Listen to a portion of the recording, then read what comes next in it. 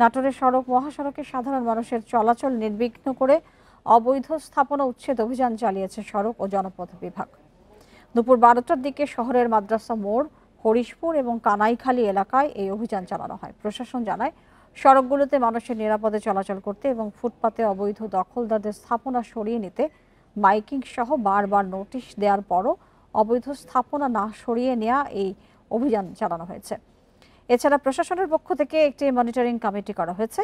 এই কমিটি নিয়মিত তদারকি করবে। এরপরও যদি কেউ মহাসড়কের পাশে অবৈধ স্থাপনা করে তাহলে তাদের বিরুদ্ধে জরিমানা সহ আইনগত ব্যবস্থা গ্রহণ করা হবে। এ সময় পুলিশ এবং জেলা প্রশাসনের কর্মকর্তারা উপস্থিত ছিলেন। সড়ক নিরাপদ করার জন্য আমরা সড়কের অবৈধ স্থাপনা উচ্ছেদ করছি। এটা আমাদের পর্যায়ক্রমে আমরা কয়েক দফা করেছি। এছাড়া যেখানে অবৈধ স্থাপনা হবে এর পরবর্তীতে আমরা এর চেয়েও কঠোর অবস্থানে যাব, সেক্ষেত্রে জরিমানা সহ করব।